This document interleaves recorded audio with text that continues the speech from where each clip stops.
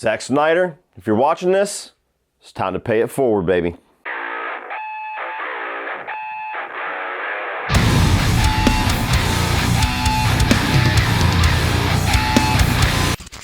So Cursed tells the story of a brother and sister who were attacked by a werewolf and begin to show signs of transformation. Welcome back to the Wes Craven review series, people, and now we are at one of, if not the most interesting film in his entire filmography to discuss. I don't know if you guys are just following me for the first time or following me recently, but go back and check out a video that I made about a year ago now where me and Sean Chandler were collaborating on an idea talking about, after the release of the Snyder Cut, what other director's cuts do us movie fans really want? And in my video, I had a whole segment talking about Wes Craven's Cursed, and I have a lot more facts, a lot more things that I go over in that video that I'm going to get into here. But essentially, if you guys do not know, this is a film that was almost shot and completed in its entirety and then mandated to be rewritten and completely reshot from the ground up and became completely unrecognizable from what the original film was intended to be and what it was shot to be. So nonetheless, the only version of this film that us fans have ever been able to see is this mangled studio theatrical cut. And this is, I will go out on a limb and say, the most sought after and most wished for director's cut of any horror film out there, because 90% at least of the original footage is somewhere. All it has to be done is it has to be found, and the right T's need to be crossed and I's need to be dotted with whoever the hell owns that footage, and potentially one day we could see the original vision for what Wes Craven intended for this film. So after the huge success of his Scream trilogy in the early 2000s, and as well as him taking a little bit of a break from the horror thriller genre to make music of the heart, Wes Craven wanted to take a stab at revitalizing and reinventing the long-lost and beloved subgenre of werewolf films. Unlike vampire films and zombie films, werewolves have always kind of been the underperformer, the underseen creature as far as horror flicks go. We all have our favorites. Of course, American Werewolf in London and The Howling tend to be the top two picks for the most part with horror fans, but they've never really been huge in the pop culture consciousness. Going all the way back to Lon Chaney and Bela Lugosi and all of them with the original Wolfman, the wolf and the werewolf films have never really been as much of a pop culture mainstay as vampires or zombies like Lost Boys and Near Dark and the Twilight films, or especially zombies. I mean, that's just never stopped, especially with shows like The Walking Dead. So you take a man who arguably has defined and absolutely has shaped horror in three separate eras: the 70s with his first couple of films, Last House on the Left, Hills Have Eyes, the 80s with the introduction of Freddy Krueger in A Nightmare on Elm Street, and absolutely undisputedly in 90s with Scream and with Ghostface, and really just given horror and slashers especially a huge boost of life. So after being able to do that so many times, he looked at this genre that had been suffering and had been kind of underperforming and never really having a whole lot new to say for decades, and said, you know what, I think I can do something different with this. I think I can bring this back and put werewolves back on top again. He teamed up with Kevin Williamson at some point, the screenwriter of his Scream films. He's got Rick Baker on board to do all of the werewolf effects. This is the guy that gave you the werewolf effects in The Howling and in American Werewolf in London, which is widely regarded as the greatest werewolf transformation scene, the greatest werewolf practical effects ever put to film. Some would even say maybe possibly the greatest practical effects, period, werewolf or not. That guy is on board to do your werewolf effects. The only way I would do this is if you don't have an opinion and Wes doesn't have an opinion. You just let me make what I think is best for this film. It's the only way I can make it cool in the time that you have. I can't play the change this, change that game, Absolutely. Of course, that's not the case. No. They started up again. I didn't do it. I was on something else. Someone else took over. They changed everything that I made. They didn't use a lot of what I made. But the film has a single card opening credit that says Rick Baker on it.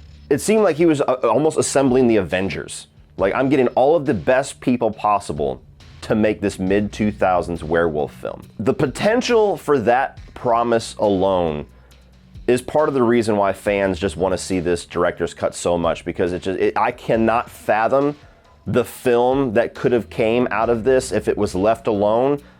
I can't comprehend a film that was directed and produced by Wes Craven, that was written by Kevin Williamson, probably alongside Wes Craven, and had the effects of Rick Baker, that would not have been one of possibly the greatest werewolf film of all time. But Bob Weinstein did not share that vision. No, but you wouldn't listen. Why, you stupid fuck. Look at you now. He let them go all the way through production, and he shut them down and said, start over from scratch. Start from ground zero. Rick Baker left the project. They barely used any of the stuff that he created for the film. The film was rewritten so many times that it was unrecognizable. The cast changed like the fucking weather. There was entire characters like Skeet Ulrich that were just cut right out of this film. Hi, E.T. Welcome to the set of Cursed.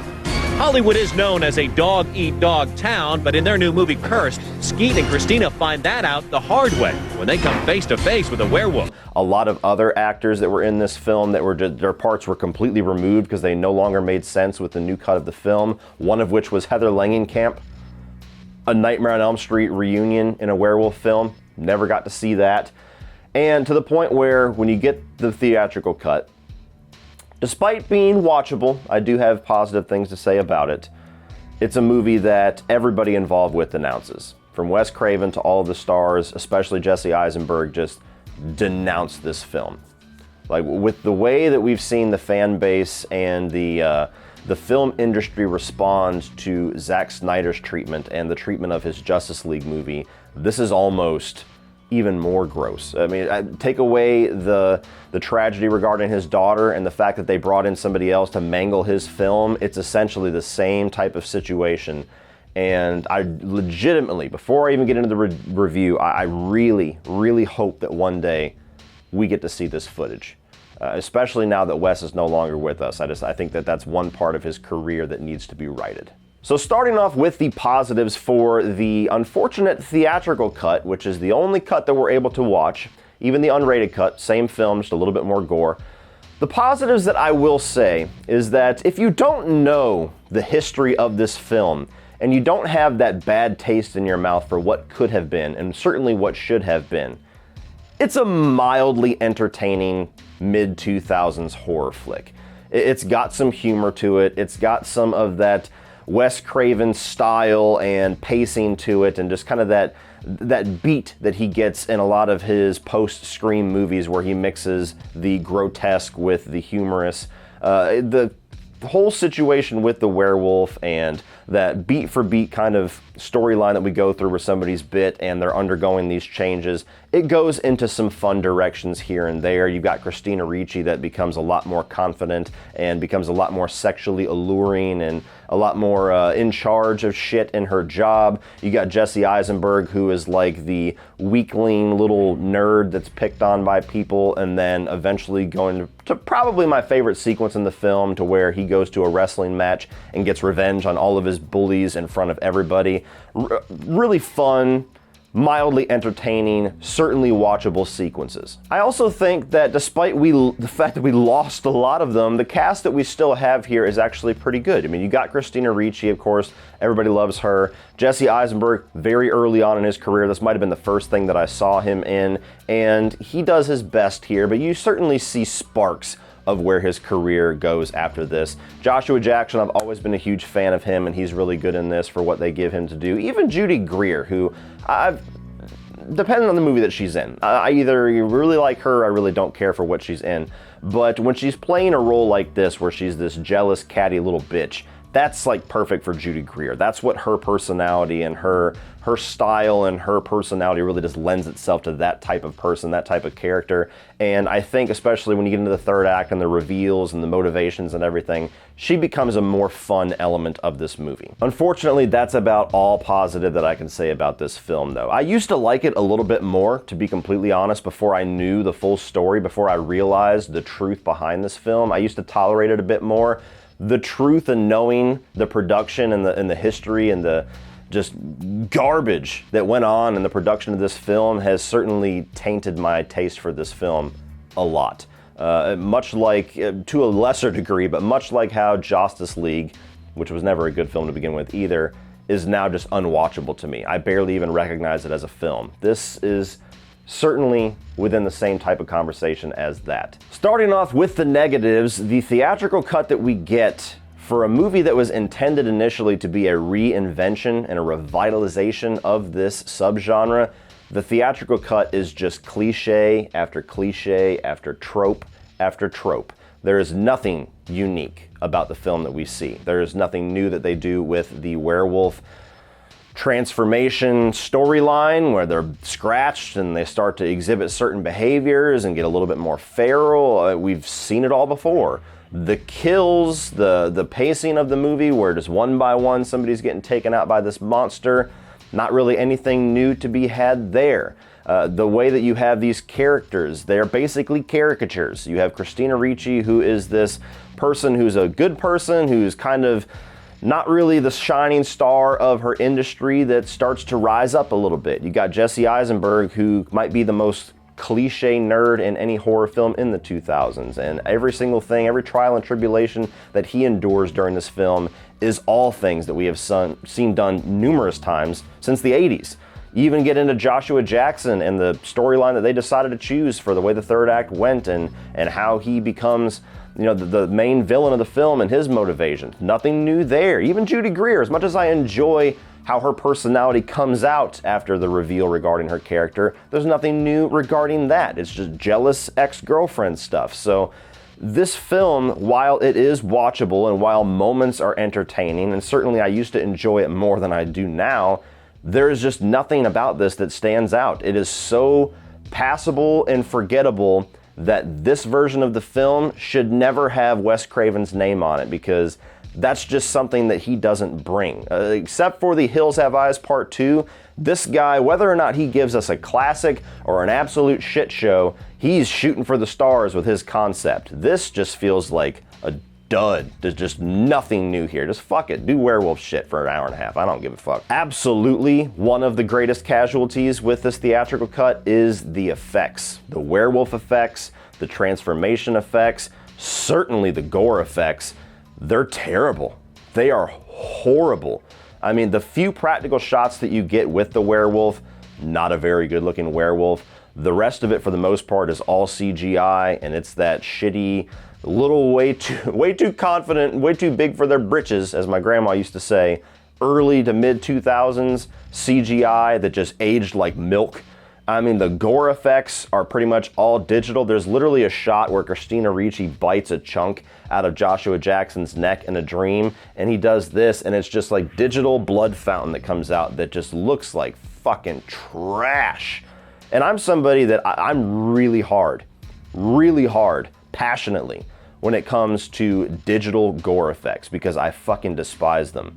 In some films, they can be used to a good degree. In some films that tries to mix it in with practical, it can work. There's certainly examples of it being good, but there is way more, infinitely more examples of digital gore just looking like garbage, and it really does just take the complete wind out of the sails of a horror film when the carnage is so unconvincing that you just don't buy anything that's going on in any of the tense scenes of the film. Milo Ventimiglia's character in this film is garbage. I don't think his performance is very good. Now granted, there's not really anything that I blame the actors for in this, so even though I'm saying he's terrible, I put the full blame on everybody that changed the script, because I don't know if his character was in the original cut or if he was different or whatever, but the version that we get here, I don't buy a single moment that this guy's on screen. I mean, from the moment that he walks on, he's just like the most forced bully you've ever seen, to where it's just like, I don't even understand what your issue is with Jesse Eisenberg, and you're not conveying it well at all.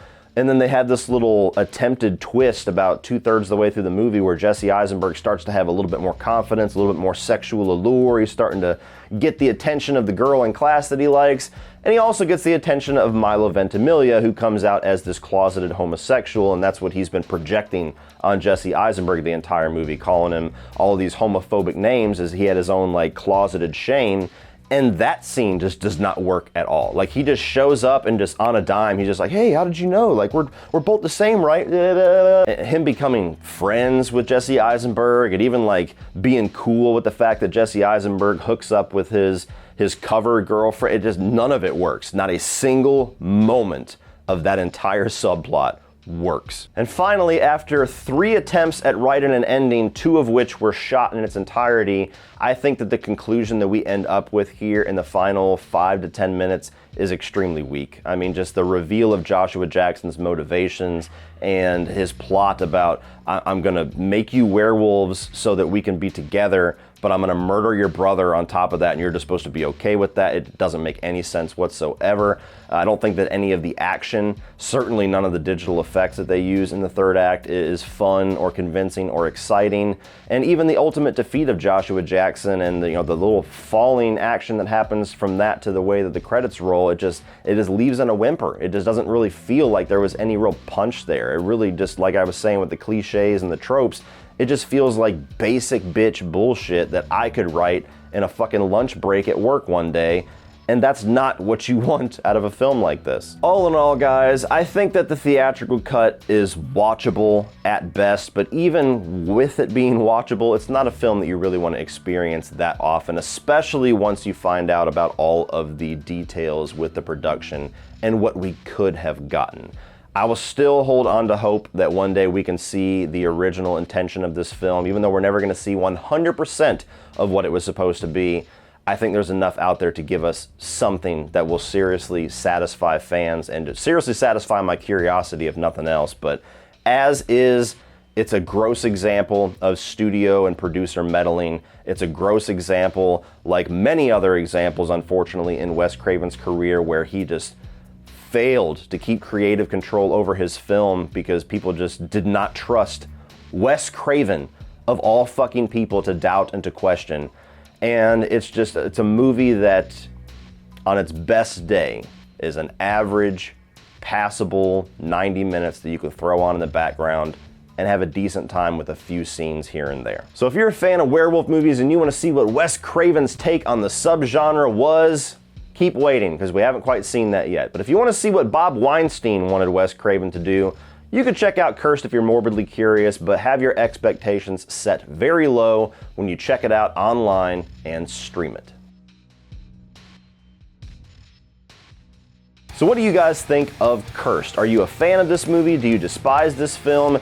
Did I enlighten you completely on the history of this movie and you had no idea before clicking on this video? Or have you always known that and you still love the theatrical cut? I want to know all the opinions down below on Wes Craven's Cursed. And do you honestly think there's a chance that we can get the original cut of this film assembled at some point? Let me know down below and we will talk about it. Please like and share this video, hit that subscribe button. If you're a fan of Wes Craven, I've got 2 more films to talk about. I've got Red Eye and I've got My Soul to Take before I am wrapping up this review series and I end on a ranking of all 20 or so films that he has directed and released to theaters. So if you're a fan of Wes Craven, definitely hit the subscribe button so you don't miss the end of this review series, and check out all of the backlog of all the reviews that I have done previous to this of all the other films that he has directed.